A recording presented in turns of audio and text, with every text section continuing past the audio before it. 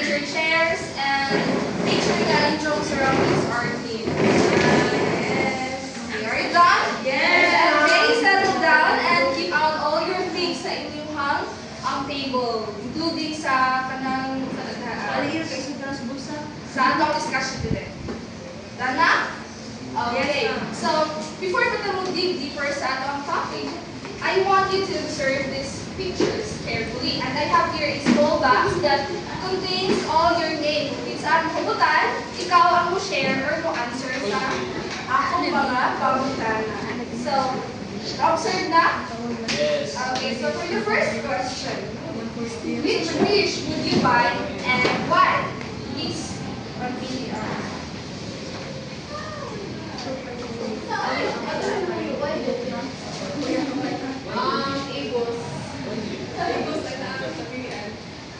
Igus? Oh, so lahat ka.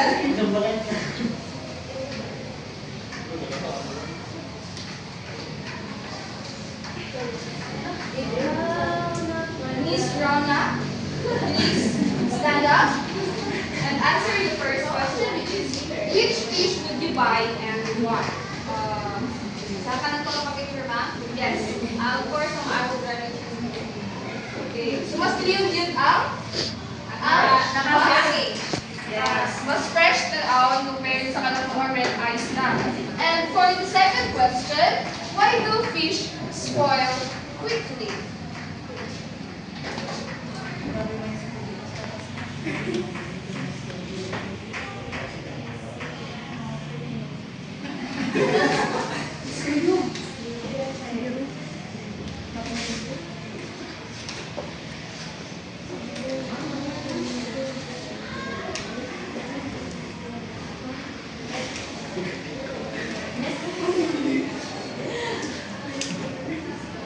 Miss Omelda, why do fish spoil quickly? Why do fish spoil quickly?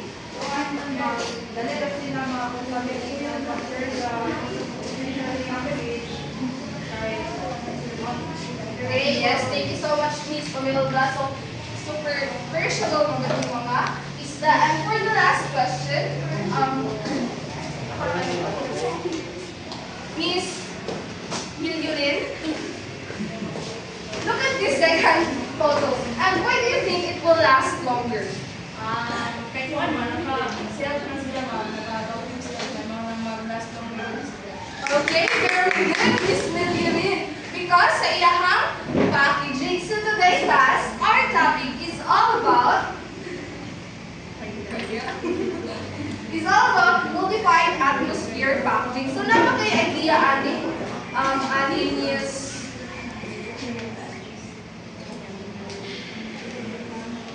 Mr. Ed, naka-idea ko kung saan yung modified atmosphere packaging. Wala friend.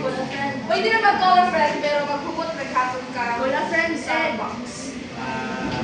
Maghumot ka dito, Ed. Wala friend ka. Marges?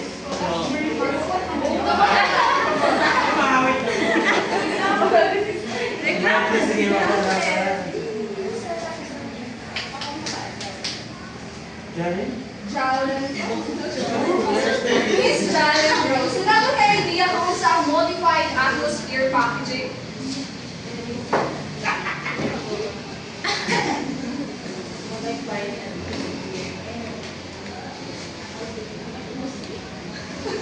Atmosphere. The world where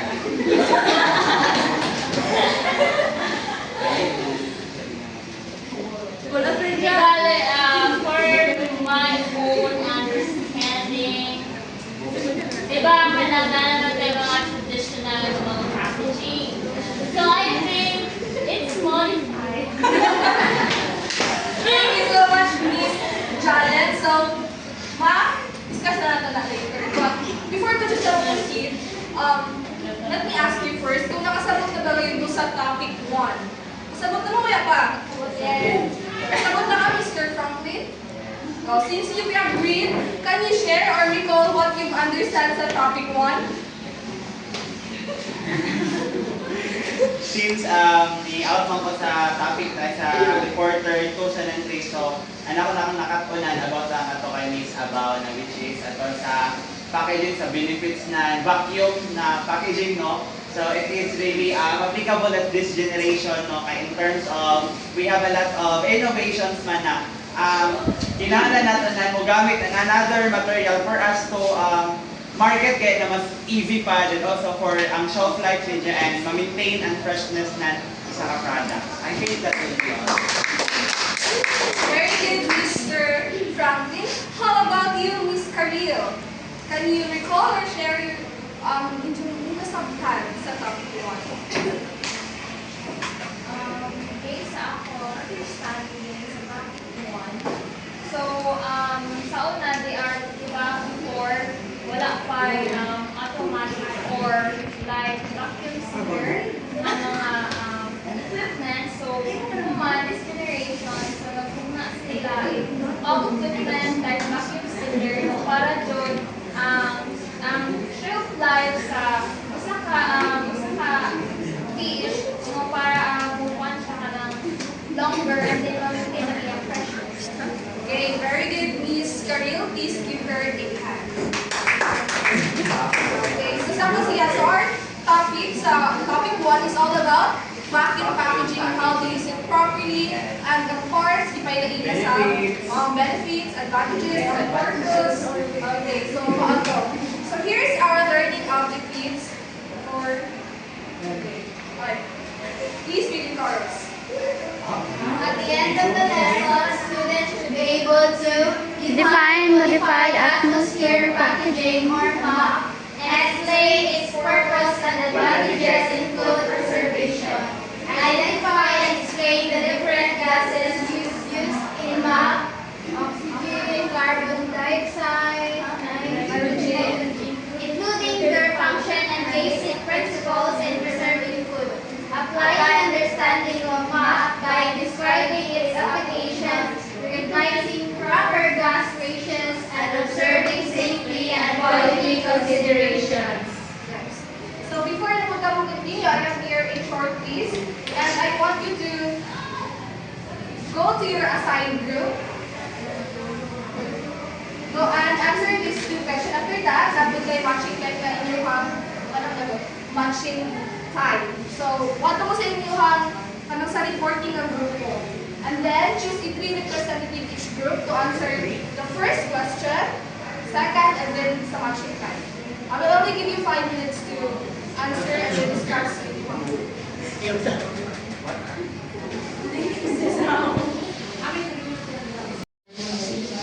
Okay, time's up. Ready na mo? Ready na, Miss Aton? Yes. Ready na ka? Ready na ba ka? Ready. Ready. So who wants to go first?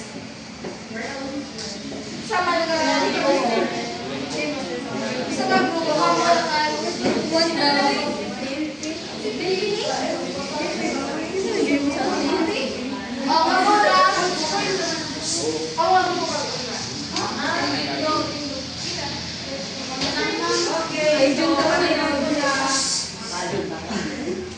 Number 1, what happens if food is exposed to the air? Typically, may food na food kaya ang air na hindi maka bacteria. Bali lang ang food. Literally, ang nagbibinig ang dapat. Okay, number 2. Number 2, why do you think removing or controlling air helps preserve fish?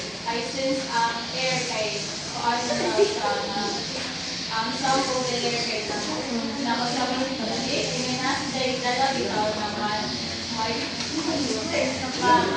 mga microorganisms yan that can cause fish nga ma-contaminate. So I think it's important to remove it para dili dali ma-contaminate or ma-spoil fish na ay preserve. Okay, thank you. How about sa matching time? So, ang answer sa matching time is oxygen.